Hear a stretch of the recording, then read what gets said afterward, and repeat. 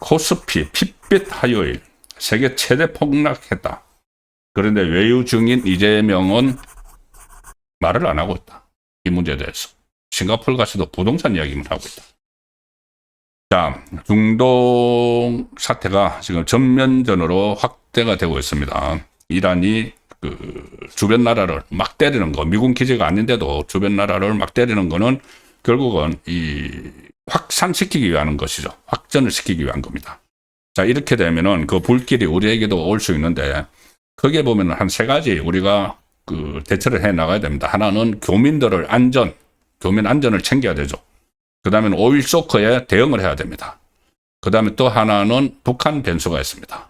중국과 북한의 변수가 여기에 따라서 생기는 것이죠. 일단 교민 안전 문제에 대해서는 지금 우리 중동에 13나라가 있는데 거기에 우리 교민이 2만 1000명 이상이 있습니다. 체류를 하고 있습니다. 그리고 또 항공, 교통의 허브인 아랍에미레이트 연합이나 두바이, 여기는 지금 여행객들이 한 4,000명 이상 단기 체류자가 발이 묶여 있습니다. 이거 상당히 어떤 돌발 사태가 벌어질지도 모릅니다. 그리고 이 공섭을 받고 있는 이란의 우리 교민이 대사관 사람들 빼놓고도 59명이 있고 이스라엘에 교민만 216명이 체류를 하고 있는데, 자, 지금 이재명은 외유 중입니다. 자, 이 종합적인 대책을 마련하고 현재 이 관련자들을 급파를 해서 교민 안전도 도모를 하고 해야 되는데 제대로 하고 있는지, 그 교민 안전 문제가 있고 또 하나는 오일 쇼크가 있죠. 오일 쇼크. 유가가 지금 폭등을 했습니다. 이란의 헤르무즈 해협을 봉쇄를 했기 때문에 헤르무즈 해협을 통해서 석유의 이동량이 전 세계 이동량의 한 20% 내지 30%가 호르무즈를 통해서 이동을 하는데 그걸 막아버렸기 때문에 유가가 폭등을 하고 있죠. 그러면 전 세계 주가가 또 폭락을 하는데 우리나라 주가가 가장 많이 폭락을 했습니다. 세계 최대로 폭락을 했습니다. 또 하나가 이제 북한 변수가 있습니다. 뭐냐 하면은, 트럼프가 이제 악의 축이라고 불렀던 나라가 세 나라가 있죠. 베네수엘라, 이란, 북한. 근데 베네수엘라 마두로를, 압송을 했고, 미국 내로 압송을 해서 재판에 넘겼고, 하메네이는 처단을 했습니다. 폭사를 시켰죠. 이제 남은 것은 김정은이다. 이런 말들이 나오고 있습니다. 자, 그런데, 그러면 김정은이 앞으로 어떤 여기에 대해서 대비를 할지 이런 부분들도 결국은 우리 한반도 안전하고 다 관계가 되는 것이죠. 자, 그런데 다시 말씀드리지만 이재명은 싱가포르를 거쳐서 필리핀으로 부부 동반 국빈 방문 중에 있습니다. 지금 김정은 지금 어떤 심정일까? 다음 타깃이 아닌가? 자, 이렇게 이재명은 외유 중이고 김정은은 다음 타깃이 아닌가? 자, 김정은 어떤 심정일까? 이게 전 세계가 지금 주목을 하고 있습니다. 왜냐하면은 김정은은 이미 북한은 핵을 가지고 있기 때문에 자칫하면은 큰일이 발생을 할 수도 있습니다. 김정은이 핵 무력을 계속 이제 강화를 해 나갈 가능성이 높다. 이런 분석이 나오는데 오늘 김정은이 지난 1일에 그러니까는 이란의 공습을 퍼부은 다음 날 김정은의 모습이 오늘 공개가 됐습니다. 자, 어떤 모습일까요? 이 김정은이 조선일보 보도를 보면은 이란 공습 다음날 김정은 담배 여유, 핵 보유 자신감인가? 자, 이란 공습을 하고 그날 이 북한이 아주 강하게 불법 무도한 침략 행위다. 가장 추악한 형태의 주권 침해다. 이렇게 맹비난을 했죠. 미국 트럼프를. 이기적 패권적 야욕 달성을 위해서라면 군사력의 남용도 서슴지 않는 미국과 이스라엘이 후한무치한 불량배적 행태를 가장 강력한 어조로 규탄한다. 이렇게 했는데 지금 많은 세계의 이목은 김정은에게 쏠려 있습니다. 김정은이 어떤 태도를 취할까? 미국이 트럼프가 이야기했던 악의 축 3개 중에서 2개가 제거가 됐고 하나가 남았기 때문이죠. 자, 그런데 김정은은 저런 모습을 공개를 했습니다. 여유 있게 담배 딱 들고. 자, 그래서 핵 보유 자신감인가? 이란 공습 다음 날 담배 싹 여유 보인 김정은 속내가 뭘까? 이런 부분들이 오늘 또 화제가 됐습니다. 과거 2003년에 미국이 이라크를 침공했을 때 아버지 김정일이 50일 동안 모습을 안 나타냈습니다. 어디 꼭꼭 숨었겠죠. 두문불출하고 뭐 본인에게도 공격이 올까봐. 그거하고는 대조적이다. 그래서 그때는 핵이 없었고 지금은 핵을 갖고 있으니까 아주 자신감을 내비친 것 아니냐 이런 해석도 나옵니다. 어쨌든 이런 장면들이 지금 한반도 주변이 굉장히 급박하게 움직이고 있다는 것을 느끼게 하는 것이죠. 항해북도 상원군 지난 1일입니다. 그러니까 공습 다음 날 시멘트 생산 기지인 상원 세멘트 연합기업소를 방문해서 김정은이 이 동료를 하는 과정에서 담배를 태우면서 여유 있는 표정과 몸짓으로 지시를 내리는 모습들이 포착이 된 겁니다. 일각에서는 김정은이 이러한 상황에 주눅들지 않겠다는 의지의 표현을 드러낸 것이다. 이런 것 분석들이 있는데 일부러 워낙 두려우니까 저런 모습을 공개를 하는 것 아니냐. 특히 이 북한 인민들에게 가시하기 위해서 저 정도 나하고 이란은 달라. 우리는 핵을 가지고 있어. 이런 것을 과시하기 위해서인 것 아니냐는 분석이 나오고 있습니다. 어쨌든 저런 모습들이 정말 자칫하면은 이 불길이 솟아나는 도화선이 될 수 있기 때문에 지금 이러한 사태가 매사에 국민 생명과 안전을 위해서 다 대비를 해야 되는 상황이라는 것을 말씀드리기 위해서 이런 내용도 좀 설명을 드립니다. 지금 이재명은 없죠. 이재명은 없습니다. 그런데 청와대가 북한의 움직임을 예의주시하고 있다. 이렇게 계속 이제 브리핑을 합니다. 뭘 어떻게 예의주시를 하고 있는지. 어제 싱가포르 현지 프레스센터에서 청와대 관계자가 기자들하고 만나서 북한의 움직임도 우리가 모니터링하고 있다. 이렇게 이야기를 합니다.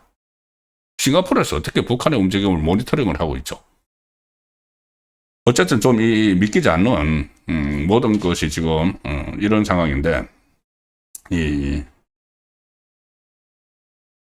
미국의 정밀 타격으로 이란 최고 지도자가 제거된 장면을 김정은 위원장이 남의 일로 받아들이긴 어려울 것이다. 이런 전문가들 말이 이제 나온다고 조선일보가 보도를 하고 있습니다. 조한범 통일연구원 수석연구위원이 CBS 라디오에 출연을 해서 아마 김정은이 공포를 느꼈을 것이다. 오히려 비핵화는 안 할 것이다. 핵무기가 없으면 얻어맞으니까. 자, 그러면 핵무장을 강화를 이제 할 거라는 모든 전문가들의 의견입니다. 여기서 유화적인 제스처로 나와서 트럼프에게 우리는 봐줘. 이렇게 하지 않을 거라는 거죠. 오히려 핵을 확실히 가지고 있으면서 맞대응을 할 거다. 그럼 한반도 긴장이 높아갈 수밖에 없죠. 그런데도 이재명은 계속 이 김정은에게 저자세를 보이고 있습니다. 오늘도 청와대에서 남북 긴장 완화 노력은 계속할 것이다. 또 이렇게 이야기합니다. 바로 얼마 전에 김정은이 미국하고는 대화 가능성을 열어뒀죠. 물론 이 사태가 나기 전에 지금 그것도 닫았을 겁니다. 그러면서 한국을 적대적 국가를 규정을 하고 붕괴시킬 수도 있다. 이런 이야기까지 하는 와중에 그 이후에 이 사태가 터진 겁니다. 동북아 긴장이 굉장히 팽팽해지는 상황이 생겼는데도 청와대는 계속 긴장 완화 노력은 계속하겠다. 이런 이야기를 하고 있습니다. 김정은은 완전 남한을 붕괴시킬 수도 있다는 협박을 하는데도 국군 통수권자가 전혀 거기에 대해서 어떤 경고를 하거나 이런 말을 하지 못하고 거저 굽신하는 그런 상황이 이어져 오고 있는데 이런 사태가 터졌기 때문에 이거 상당히 안보 태세를 좀 강화를 해야 되는데 그럴 생각이 없는 것 같아서 우려스럽다는 말씀을 드립니다. 거기에 이제 안보 문제고, 자, 경제 문제로 넘어가면은, 자, 조선일보 기사 하나 더 보여드리겠습니다. 미국이 이란 사태 때문에 미국이 주가입니다. 마이너스 0.1%, 일본은 마이너스 3%, 그러니까 하락을 했다는 거죠. 한국만 마이너스 7%, 코스피만 왜 이 모양이냐? 코스닥도 미국 이란 전쟁에 급락을 하고 있고, 매도 사이드카까지 발동이 됐는데, 이거 장 초반 2%대 급락을 했다. 이거는 장 초반의 이야기입니다. 장 초반에 벌써 저렇게 됐습니다. 자, 그런데 장 마감한 결과는 쇼킹합니다. 이 뷰센 뉴스에서 핏빛 화요일 이런 제목을 달았습니다. 핏빛 화요일. 코스피 5,800도 붕괴되고 환율은 26.45원이 치솟았다. 코스피가 6,000선은 물론이고 5,900, 5,800선마저 차례로 무너져서 검은 화요일을 넘어서 핏빛 화요일이 도래했다. 코스피 낙폭은 452.22포인트가 떨어졌는데 역대 최대로 떨어졌고 하락률로 보면 미국 경기 침체 우려에 세계 증시가 동반 급락했던 2024년 8월 5일 이후 1년 7개월 만에 가장 크게 떨어졌다. 그리고 전 거래일, 그러니까 어제가 휴장일이었죠. 그 대책 공휴일에서 그 까닭에 상대적으로 낙폭이 컸다고 이런 측면도 있지만은 이틀간 낙폭을 다 합해도 어제 오늘 어제 가고 오늘 거 다 합해도 외국 거 다 합해도 세계 최대 폭의 폭락을 기록했다는 겁니다. 이 코스피 지수가 이 12시 5분에 매도 사이드카가 발동이 됐고 매도 사이드카가 발동된 것도 한 달 만인데 별 아무 소용이 없었다. 외국인 매도세가 더 거세지게 쏟아져서 코스피 지수가 6,000선에 의해 5,900, 5,800선 차례로 무너졌다. 삼성전자 쭉쭉 나갔는데 이 9.8%, 88% 내려서 195,5,100원. SK 하이닉스 11.50% 떨어져서 93만 9천원 이렇게 떨어졌고 코스닥 지수도 전 거래일보다 55.08%포인트나 내렸습니다. 외환시장에서 원달러 환율도 오후 3시 30분 기준 전 거래일보다 26.4원 폭등을 했다. 자, 그래서 이런 그 모습들이 정말 정부가 좀 제대로 수습을 하고 해야 되는데 이게 코스피를 인위적으로 막 부양을 해오면서 뭐 상품 개정을 3번이나 하고 하면서 막 부양을 시켜놨죠. 그런데 이 외적 변수가 이렇게 한번 터지면은 속절없이 무너지는 전 세계에서 가장 큰 폭으로 떨어지는 이런 상황이기 때문에 상당히 지금 우려스러운 지금 초반입니다. 앞으로 어떻게 전개될지도 모르기 때문에 이재명 정부의 좀 어떤 실력 발휘가 있어야 되는데 그렇게 할 것 같지 않아서 걱정인 것이죠. 자, 가령 오늘 이런 상황까지 있었습니다. 조선일보 또 하나 더 보여드리겠습니다. 자, 조선일보 기사 보시면은 오늘 이렇게 전 세계에서 가장 큰 폭으로 떨어졌는데 정청래가 한국 주식시장 꿈의 시대를 맞았다. 감개무량하다. 며칠 전 이야기를 하고 있습니다. 오늘 아침부터 이렇게 사이드카 발동하고 막 했는데 정말 이게 선sel인식을 하고 있는 건지 오늘 중국 서울 롯데호텔에서 증권시장 개장 70주년 기념식이 있었는데 여기에 정청래가 참석을 해서 이런 말을 한 겁니다. 불과 8개월 전에 2,700선에 머물던 코스피가 오늘 아침에 검색을 해봤는데 6,100이더라. 개장하기 전거를 또 본 것 같은데 6,100이더라. 그러면서 우리 주식시장은 바야흐로 꿈의 시대를 맞이하고 있다. 지금 코스피 난리가 났는데 그 변화된 상황은 전혀 알지도 못하는지 신경도 안 쓰는지 뭐 이재명이 하는 거라서 오히려 물먹이는 소리인지 오늘 이 시점에 이런 말을 합니다. 그동안 국가가 불안하고 주식시장이 불투명하고 한반도 평화가 흔들리기 때문에 주가가 제대로 평가를 받지 못했는데 이런 부분들이 제거되고 사라졌기 때문에 코리아 프리미엄 시도로 돌아섰다. 상법을 3번이나 개정을 하고 기업에 부담을 주고 하면서 인위적으로 보양책을 썼기 때문에 코스피가 올랐던 것이죠. 뭐 앞으로 또 어떻게 될지 모르겠지만 어쨌든 당장 이렇게 외적 변수에 그냥 속절없이 무너지는 그런 상황인데 지금 자아자찬을 계속 하고 있는 겁니다. 그러면서 이재명의 타고난 외교 역량이 주식시장에 매우 긍정적인 시너지 효과를 내고 있다. 완전 아전인수죠.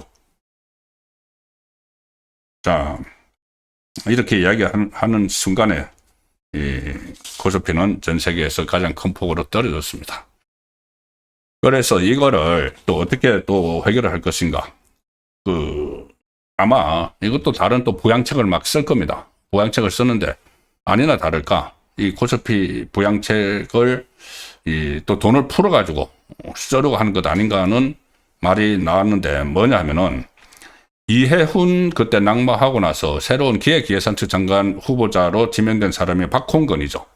박홍근이 오늘 첫 출근길에 기자들하고 만나서 인사청문회 준비하면서 첫 출근길에 지금 이란 사태가 이렇게 벌어진 데 대해서 이렇게 이야기합니다. 이럴 때 재정의 적극적인 역할이 필요하다. 내년도에 매모도 예산을 편성할 것을 강력 시사했다.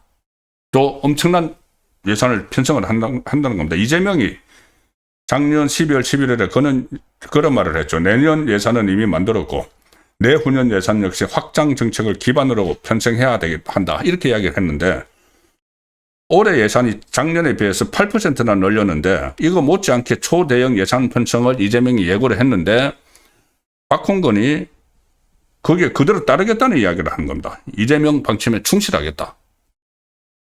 거기다가 이란 사태가 터졌으니까는 이럴 때는 재정이 더 풀어야 된다.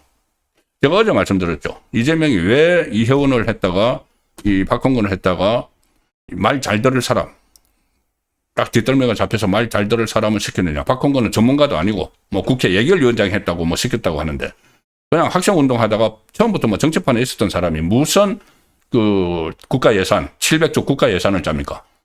그냥 이재명의 포퓰리즘 정책을 아무 군소리 없이 재정 관료들을 시키면은 반발을 하니까 군소리 없이 해줄 사람을 뽑은 게 박홍근이죠. 박홍근은 그대로 이야기하는 겁니다. 특히 지금 관심사가 미국 이스라엘의 이란 침공으로 인해서 코스피 지수가 대폭락하고 이 상황에 국제 유가 급등, 원달러 환율 폭등으로 물가 불안이 심화되니까 지금 좌파 정권 안에서 이거 마치 무슨 뭐 기회를 맞은 것처럼 지방선거 전에 추경 편성을 해야 된다. 이 목소리가 나오고 있습니다.